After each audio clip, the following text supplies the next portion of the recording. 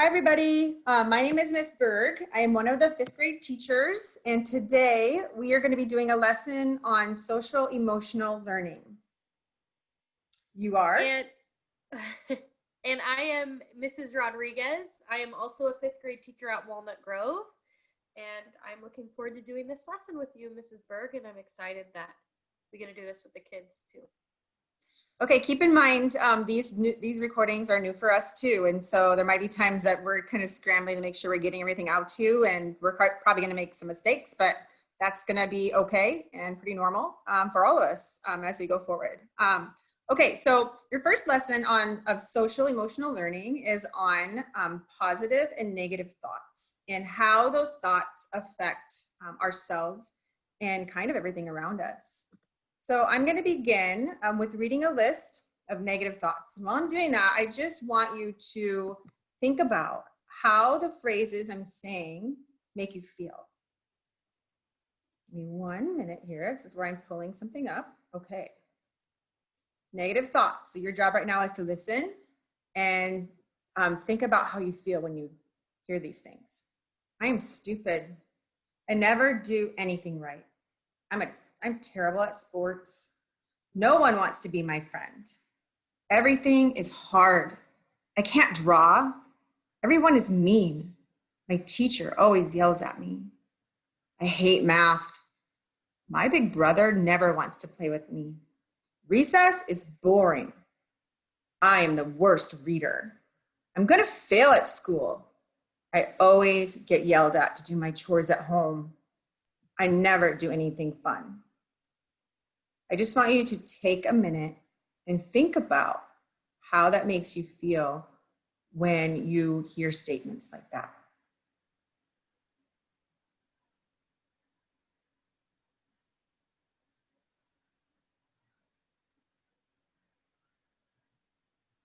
All right. Now that you've had a chance to think about the negative thoughts that Mrs. Berg read, I'm going to now read some positive thoughts. And then once I'm finished reading those statements and thoughts, we'll have a second to reflect. Mrs. Rodriguez, turn your volume up just a tiny bit. Please. Okay. Is that better? Yes. Awesome. Okay, so I'm going to start reading some positive thoughts. Here we go. I am smart. I am a hard worker. I am a good friend. I am responsible. I am dependable. I am funny. I am brave. I am good at sports. I am a great reader. I am helpful. I am great at math. I am respectful. I am liked. I am artistic. I want you to take a second to think about those positive thoughts.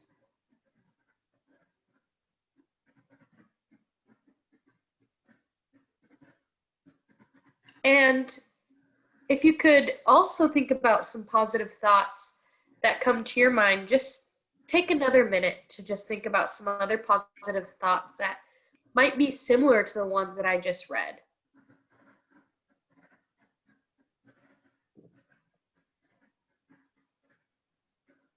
All right, Miss Berg, what's next on our agenda?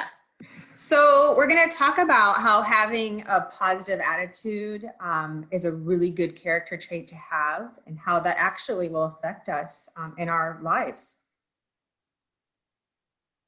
Awesome. All right. So when thinking about positive and negative thoughts, I think it's important to understand that positive people are just generally happier than those who have more frequent negative thoughts. So just keeping that in mind, we're going to read some quotes from famous people that can kind of help us think about some positive thoughts and positivity and how we can be positive, I guess, right, Ms. Yeah, especially with the distance learning platform, because it can be a little bit more challenging for all of Yeah. us. And there's a lot of things going on that are different. And if we find a way to be positive, especially with our school year, we're going to make it go so much better for all of us. Yeah. And we're going to move on to quotes now. All right. I'm going to read some here. By Ray Davis, he said, "A challenge only becomes an obstacle when you bow to it." So with not giving up, it's really easy to throw in the towel when things get tricky. Having a growth mindset is really recognizing that bumps in the road are really part of the learning process. So it's normal and very much the train toward success. Here we go. Here's some more positive thoughts. If you are facing a new challenge or being asked to do something that you have never done before, remote learning, right? Sorry, I'll keep going. Don't be afraid to step out. You have more capability than you think you do, but you will never see it unless you place a demand on yourself for more. That's Joyce Mayer. Most of the important things in the world have been accomplished by people who have kept trying when there seemed to be no hope at all. Success is not an accident. Success is a choice. Stephen Curry. That's a really important one for right now. Success is definitely not an accident. It's a choice, for sure. And thanks, Miss Berg. The only thing that overcomes hard luck is hard work. Harry Golden. I'll read a couple more. This one, it's talking about failure. When we think about failure and how we can overcome failure and think of the growth mindset when it comes to that type of thing, it says, don't worry about failure. Worry about the chances you miss when you don't even try. Nothing is impossible. The word itself says, I'm possible.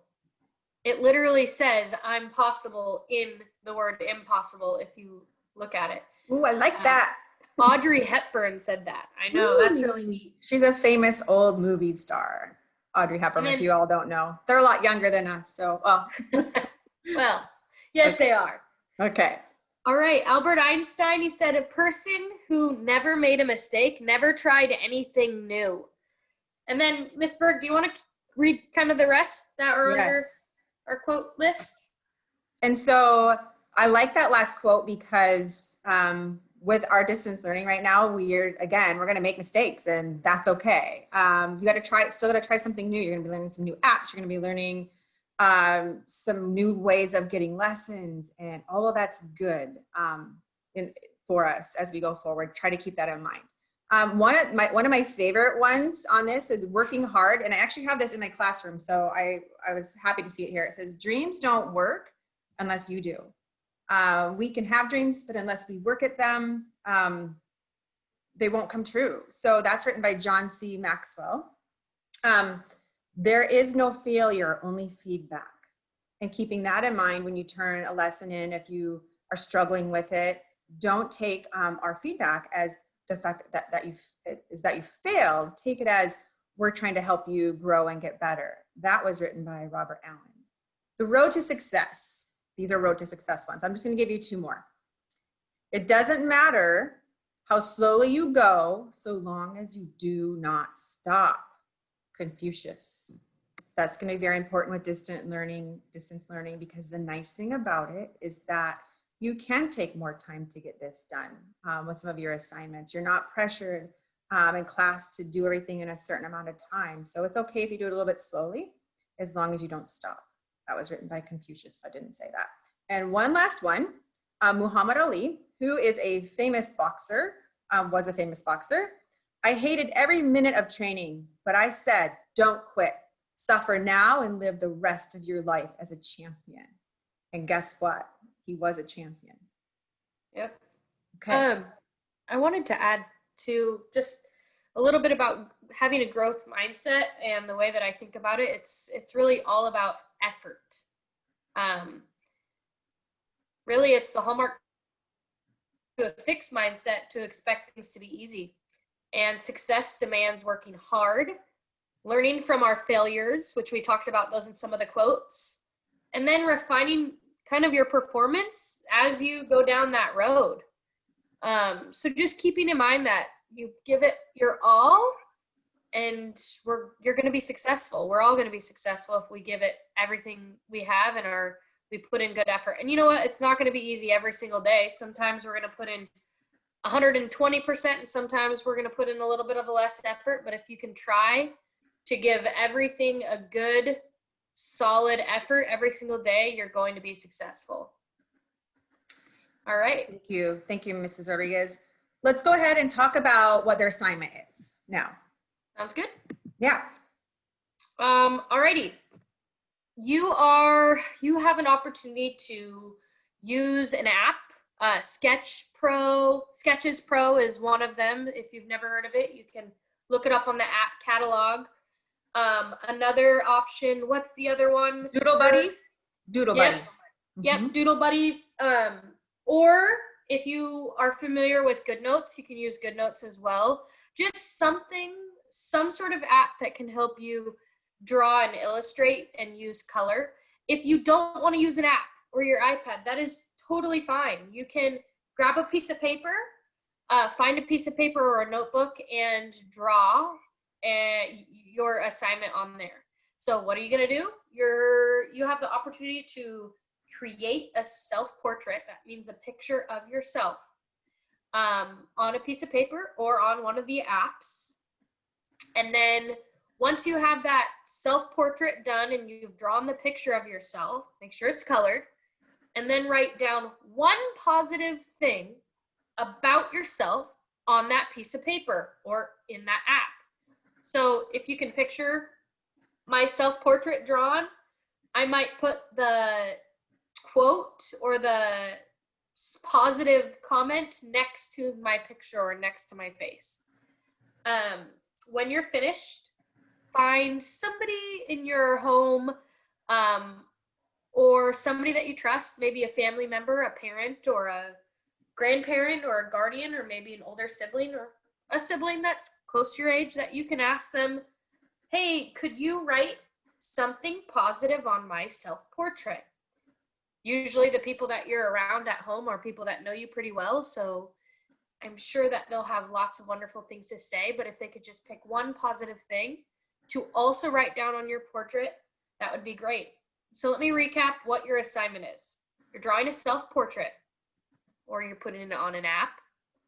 You're writing one positive thing about yourself on that piece of paper or on that app. And then you're asking somebody else to write something positive on your portrait or on the portrait in the app. And then when you're all done, you're going to take a picture or a screenshot. I think most of us know what a screenshot is. You're going to take a screenshot of that, save it, and submit it to Seesaw. That can be, I think that's really the platform of all of our choice, right? Ms. Berg, most of us will be submitting to Seesaw, I think. Yes, at least to start with. Yeah. And so let me just give you a quick example, because we're almost ready to wrap this up. If I were to do a picture of myself and I had to write a positive thing, because sometimes it's really hard to think about things that are positive of ourselves. It's just harder for us to come up with that. But I would say that I'm a really hard worker. That would be something that I could write. And then if I were to write on Mrs. Rodriguez's, I would say, Mrs. Rodriguez, excuse me, is a really good friend and a really good coworker. So I could pick one or two of those to put on her paper. And I would write that, and then she'd have mine. I would take a picture and I'd submit it through Seesaw. Thank you, Ms. Berg. You're a good friend and a coworker too. Okay, that's it. Good luck, everybody. Bye. Bye.